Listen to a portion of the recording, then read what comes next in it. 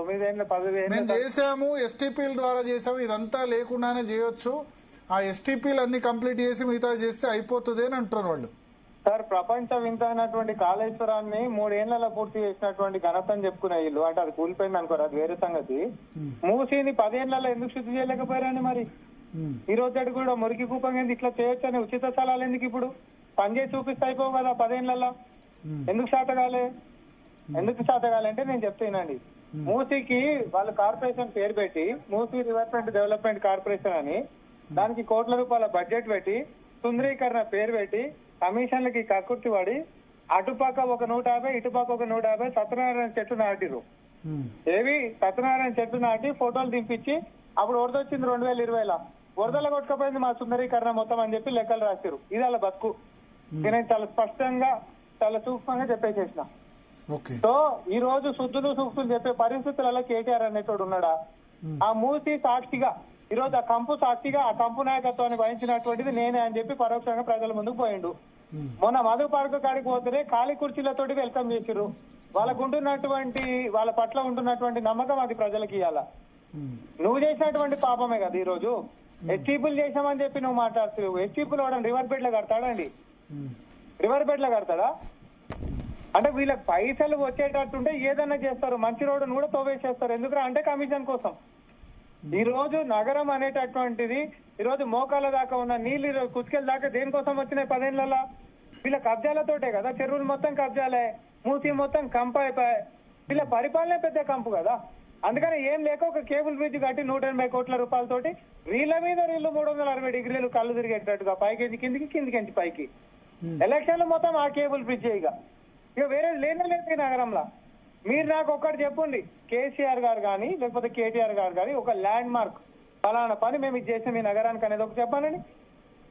చెప్తున్నారు దుర్గం చెరువు బ్రిడ్జ్, ప్రజా ప్రభుత్వం రేవంత్ రెడ్డి దుర్గం చెరువు కేబుల్ బ్రిడ్జ్, లేదా హైదరాబాద్ లో మిగతా ఇప్పుడు వచ్చిన ఎస్ఆర్డిపి పనులన్నీ చేశారు కదా. ఎస్ఆర్డిపి నేను గదే చెప్తున్నా, కేబుల్ బ్రిడ్జ్ ని 360 డిగ్రీలల్లా కళ్ళు తిరిగేటట్టు తిప్పి తిప్పి తిప్పి చూపించారు మనకి.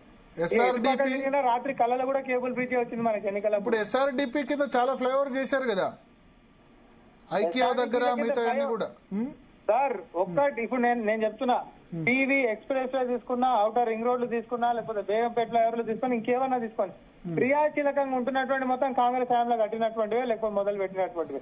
ఒక్కసారి బీఆర్ఎస్ కనెక్టివిటీ రోడ్లకు సంబంధించి చేస్తుండొచ్చు. ఒక్కసారి బీఆర్ఎస్ రామ్మోహన్ రెడ్డి కాదు, ఎవరైనా చేయాల్సిందే. ఇప్పుడు ట్రాఫిక్ కంజెషన్ పెరుగుతుంది అని అంటే దాన్ని నియంత్రించడానికే కొద్దిపాటు ఏదో ఉన్నామన్నట్టు చర్యలు తీసుకున్నట్టు ఉండొచ్చు. కానీ ప్రక్షాళన చేసేటటువంటి అవకాశం ఉన్నప్పుడు నువ్వు ఎందుకు చేయాలి అంటున్నా. ఈరోజు మూసీకాడికి పోయి పెద్ద తెర పెట్టి పెడుతున్నావు కదా, మరి అదే తెర మీద మనం చర్చ చేద్దాం రా అని చెప్పి అసెంబ్లీలో నీ ఛాలెంజ్ కి ఒప్పుకొని మేము వచ్చినప్పుడు మైకులు బంద్ చేస్తారనే కుంటిసాకు తోటి ఎందుకు పారిపోయారు మీరు ఇద్దరు బాబామర్తులు కలిసి? మన అసెంబ్లీలో ఉండాల్సింది కదా. హైడ్రా మీద సరే అన్నాము, హైడ్రా మీదైనా మాట్లాడదామన్నాము, మూసీ మీద అయినా మాట్లాడదామన్నాము, లేకపోతే ఇండస్ట్రియల్ పాలసీ మీద మాట్లాడతామని చెప్పాను అన్నాము. ఎందుకు రాలేరు మీరు? ఎందుకు ఈ సెషన్ లో మాట్లాడతారేమో? ఈ సెషన్ కి వస్తారు కదా ఇప్పుడు, రమ్మనే అంటున్నాం మేము. ఒక్కసారి రంగప్ప గారు మాట్లాడినటువంటిది అందరు జనాలు నవ్వుకుంటారు సార్. తోకలేదు మూతి లేదు కాకుండా మొన్న పని చేయమనంటే కుదరదు. రామ్మోహన్ రెడ్డి గారు చదువుకున్నట్టు మాట్లాడదు. ఒక్కసారి బీఆర్ఎస్ వెర్షన్ తీసుకుందాం. బాలాజీ యాదవ్ గారు జాయిన్ అయ్యారు. బాలాజీ యాదవ్ గారు సార్ నమస్కారం. భరత్ గారు నమస్కారం. నల్గొండ జిల్లా నేను వెళ్తాను ఇంకా చిన్న meeting. Thank you Balaji Yadav గారు. కొంచెం చాలా తక్కువ సమయం ఉంది, ఒక 3-4 మినిట్సే. మీరు నల్గొండ జిల్లా వాసులు, వద్దా మీకు మూసీ వల్ల ఎఫెక్ట్ అయ్యేది మీరే కదా, మూసీలో మురికి వల్ల, మూసీ కంపు వల్ల.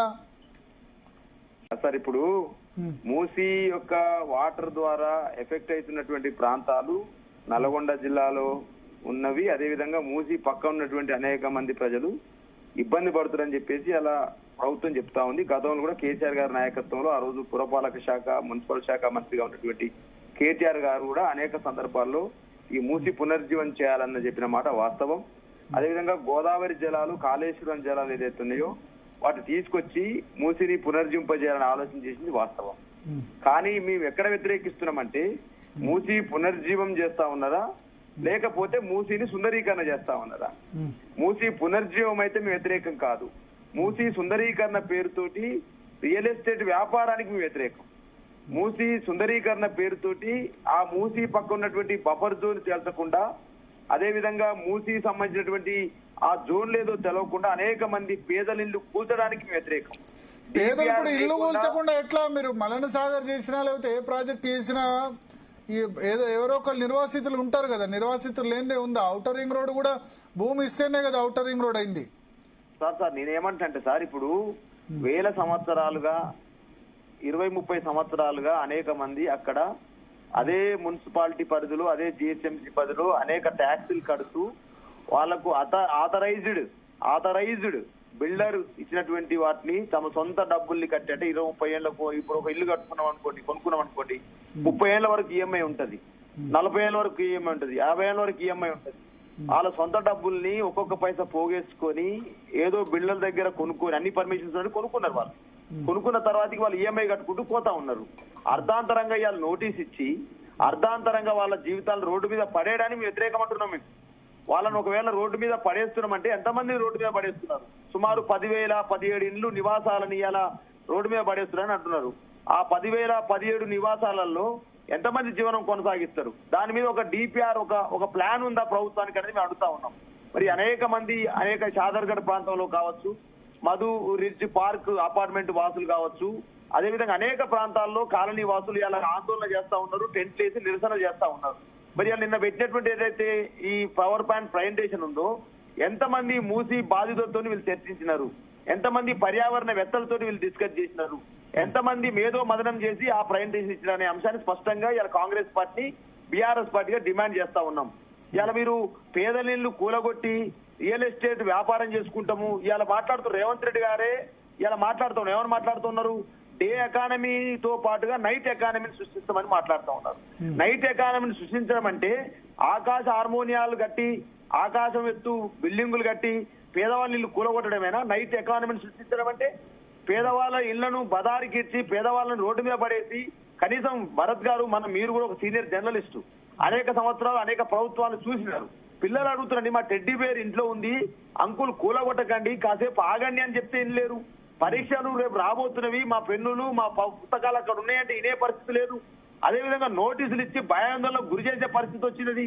మరి ఆ అపార్ట్మెంట్ వాసులతోటి కానీ, ఆ కాలనీ వాసులతోటి, ఆ మూసి నిర్వాసులతోటి ఎంతమంది చర్చించినావు, ఎంతమంది బాధితులను గుర్తించినావు, ఎంతమందికి నువ్వు ఏం చేస్తావో చెప్పకుండా ఏదో ఒక పవర్ పాయింట్ ప్రజెంటేషన్ అని చెప్పేసి ఒక గొప్పలు చెప్పుకుంటూ 2-3 రోజులు దాని మీద టీవీలలో నడిపించుకుంటూ నిన్న మమ అనిపించి ఏం చెప్పినావు? మీరు సుమారు 6,500 కోట్లు 7,000 కోట్లు అని చెప్పేసి మాట్లాడుతూ ఉన్నారు.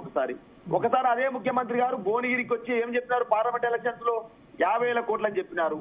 అదే జూపల్లి కృష్ణారావు గారు ఏమని చెప్పినారు? 70,000 కోట్లు అని చెప్పినారు. అదే ముఖ్యమంత్రి గారు రేవంత్ రెడ్డి గారు 150,000 కోట్లు అని చెప్పినారు. అదే విధంగా అనేక రకాల కన్సార్టియాలతో ఒప్పందాలు చేసుకున్నారు. మరి ఆ ఒప్పందాల యొక్క ఉద్దేశం ఏందో చెప్తలేరు. డిపిఆర్ అనేది నేను చెప్పినారు, ఆ డిపిఆర్ లో ఎన్ని నిర్వాసితుల్లో చెప్తలేరు, ఎంతమందికి ఎఫెక్ట్ అవుతుందో చెప్పలేరు. ఇవన్నీ మీద మీ బీఆర్ఎస్ పార్టీ డిమాండ్ చేస్తా ఉన్నాం. మీరు ఈ పునర్జీవం పేరుతోటి మూసిని సుందరీకరణ చేసుకున్నారా? పేదవాళ్ళ జీవితాలతో ఆడుకోవాలనుకుంటున్నారా? లేకపోతే మూసిని బాగు చేయాలనుకుంటున్నారా? మూసి బాగు చేయాలంటే ఎస్టీపీల నిర్మాణం జరగాలి భరత్ గారు. అందులోకి వచ్చేటువంటి వేస్టేజ్ ఏంటిది, అందులో వచ్చేటువంటి పరిశ్రమల కాలుష్యాల నీరేంటిది, డ్రైనేజ్ ఎట్లా మీరు కంట్రోల్ చేయాలి? గతంలో కేసీఆర్ గారి ప్రభుత్వం, ఆ రోజు కేసీఆర్ గారి నాయకత్వంలో జరిగిన వాస్తవాన్ని గుర్తు చేస్తా ఉన్నా. స్ట్రాటజికల్ నాలా డెవలప్మెంట్ ప్రోగ్రామ్ ద్వారా మేము 33 సంబంధించిన ఎస్టీపీలను ఏర్పాటు చేసి సుమారు 1,260 పైసలకు ఎమ్మెల్డీల మురుగునీరుని శుద్ధి చేద్దామనే ప్రయత్నం చేసినాము. అవి 90% అయిపోయినవి. ఆ 90% అయిపోయిన దాన్ని కంప్లీట్ చేసే పరిస్థితి తీసుకురావాలి. నాలా డెవలప్మెంట్ ప్రోగ్రామ్ పేరుతోటి ఆ నాళాలన్నీ కూడా బాగు చేసి మురుగునీరు దాంట్లోకి రాకుండా వేరే వైపు మళ్లించాల్సిన ప్రయత్నం ఉంది. అదేవిధంగా హైదరాబాద్ అభివృద్ధి కావాలంటే స్ట్రాటజికల్ రోడ్ డెవలప్మెంట్ ప్రోగ్రామ్ ఏదైతే ఎస్ఆర్డిపి స్కీమ్ ఉందో భరత్ గారు, ఆ రోజు 2 దశలలో సుమారు 9 నుంచి 10,000 కోట్లు కేటాయించినాం. ఆ రోజు ఇలా అంటూ ఏం చేశారు కేసీఆర్ గారి నాయకత్వం అంటే? చింతలకుంట చెక్ పోస్ట్ అడుగు చెప్తుంది, కామినేని ఎల్బీ నగర్ ఫ్లైఓవర్ అడుగు చెప్తుంది, మైండ్ స్పేస్ జంక్షన్ అడుగు చెప్తుంది, అయ్యప్ప సొసైటీ జంక్షన్ అడుగు చెప్తుంది. కేసీఆర్ గారు హైదరాబాద్ కి ఏం చేసిండ్రు? ఎల్బీ నగర్ ఎల్బీఎస్ ఫ్లైఓవర్ నడుగు చెప్తుంది, ఉప్పల్ బస్ స్టాండ్ నడుగు చెప్తుంది, ఉప్పల్ కూడా సంబంధించిన బ్రిడ్జ్ నడుగు చెప్తుంది, రోడ్డు విస్తరణ స్టీల్ బ్రిడ్జ్ నడుగు చెప్తుంది. కేసీఆర్ ఏం చేసిండ్రు? దుర్గం చెరువు ఎలివేటర్ కారిడార్ నడుగు చెప్తుంది. కేటీఆర్ ఏం చేసింది? హైదరాబాద్ కి బయోడైవర్సిటీ ఫ్లైఓవర్ అడుగు కేటీఆర్ ఏం చేసిండో చెప్తుంది. కుకట్పల్లి ఫ్లైఓవర్ అడుగు కేటీఆర్ హైదరాబాద్ కి ఏం చేసిండు. ఇవాళ స్ట్రాటజికల్ రోడ్ డెవలప్మెంట్ ప్రోగ్రామ్ తోటి 36 ప్రాజెక్టులు పూర్తి చేసిన భరత్ గారు. 36 ప్రాజెక్టులు చెప్పుకుంటూ పోతా ఉంటే అనేక నేను చెప్పగలుగుతాను. అదే విధంగా స్ట్రాటజికల్ నాలా డెవలప్మెంట్ ప్రోగ్రామ్ తోటి, అదే విధంగా మూసి పునర్జీవం పేరుతో 16,000 కోట్లు పెట్టాం సార్. ఆ 16,000 కోట్లు పెట్టి సార్ ఎగ్జాంపుల్ కూడా చెప్పిన మేము ఎక్కడ ఉప్పల్ బాగా